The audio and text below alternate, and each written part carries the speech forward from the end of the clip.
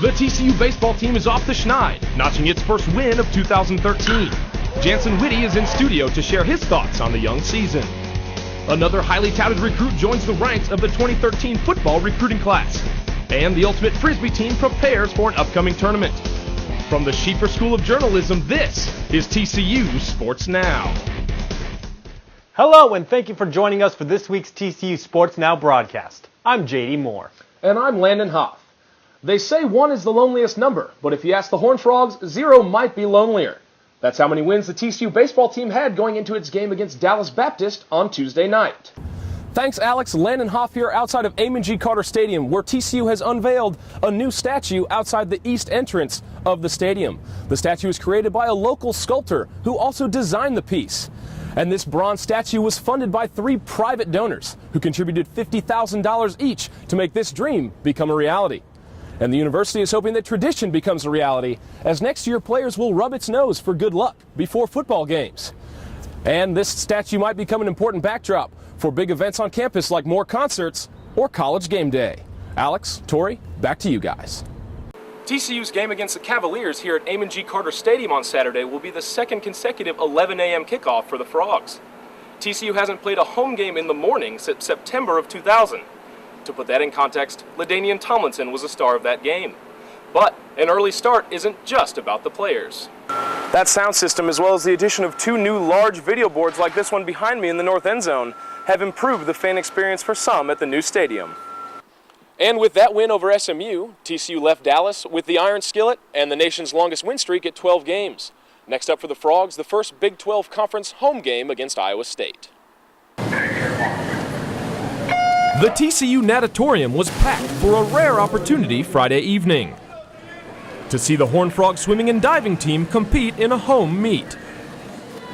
The Frogs entered the pool to take on the University of Texas, which came to Fort Worth ranked 7th in the country. The Longhorns came out on top on both the men and women's side. Despite the losing effort, an energetic crowd backed the Frogs. That's our first home meet this year, which it just turned out that way this year. And so, you know, whenever you got the stands full, it's exciting to swim. So I was really pleased with the turnout tonight. For the men's team, the matchup with the Longhorns would be the only home meet of the season. I mean, we had a great crowd here today, and that really helps us emotionally, just keeps us going the whole time. And no matter if we're having some down races, the crowd just helps us all the time. Devin Price and the other seniors on the men's squad competed in the final home meet of their career on Friday. Hasn't really hit me yet, but just trying to take it all in, and to finish against Texas is a great team to do it against. It's tough to lose these seniors. They've helped our program get better every year, and I'm real proud of all of those seniors. The seniors will stick around for another month before the Big 12 Conference Championships on February 27th. For TCU Sports Now, I'm Landon Haaf. Tell you what, Andre, it looks like maybe a different set of rules than the gridiron you're used to, huh? Man, it was crazy. It was a fun experience, though. I really had fun with the whole line-out thing, you know, but I don't like to be up in the air. I'm too big, and I don't want to fall, so keep me out of the air, please. But I had fun with the experience. It was fun. I hear you. Well, it looked like you were getting the hang of it anyway. I did. I started to. Well, the TCU track and field team will compete in the 86th running of the Texas Relays in Austin this Thursday through Saturday.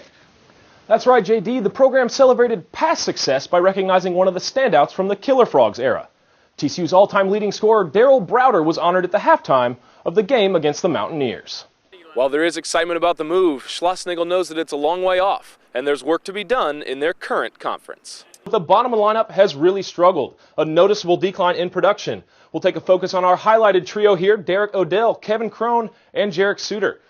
Guys that were expected to fill the middle of the order at the beginning of the season. However, we see Odell and Crone with a .209 batting average and Jarek Suter below the Mendoza line at .179. None of their on-base percentages cracked .275, and the slugging percentages are a lot lower than what you'd expect from a middle-of-the-order kind of player. However, declining in the offense may not be a trend that we should have not expected. In the last 4 years, TCU's batting average has declined every single season. How's the training going over there in California? Oh, it's going real good. I got a lot faster and bigger, so it was a good idea for me to come out here and get away from a couple of distractions. So, I mean, it was good out here. What's it like being on your own schedule after 3 years of being on a team practice schedule at TCU? It's weird, but you got to get used to it. It's weird not, having to do study hard, homework or anything. Just, straight football. So I had to get used to it a little bit, but I'm good now. Well, so much of training that you're doing is physical, like you said, getting bigger and stronger, getting ready to perform on the field. What's your mental approach going through something like preparing for the combine? We had, the Wonderlic test. We practiced that a couple of times, and just getting you ready for the interviews that you're going to be going through at the combine. That's outside of the actual running and catching and stuff. And what about emotionally? What's going through your mind as you in these final days before you prepare to showcase your talent for NFL scouts? Just I'm anxious. I'm ready. I'm ready to go. A little nervous at the same time, but I'm just ready to show people what I can do. Have you talked to other TCU players, some former Frogs that have gone through the same process and gone to the NFL Combine? Have you been able to get in touch with any of them? I talked to Andy Dalton and Jeremy Curley and Marshall Newhouse. Mm-hmm. He's just telling me work hard and everything should work out for itself. And is there any part of your game that you're hoping to specifically show scouts? Is there something you have in your mind that you really want to accomplish at the Combine? Probably more just to show guys that I can run.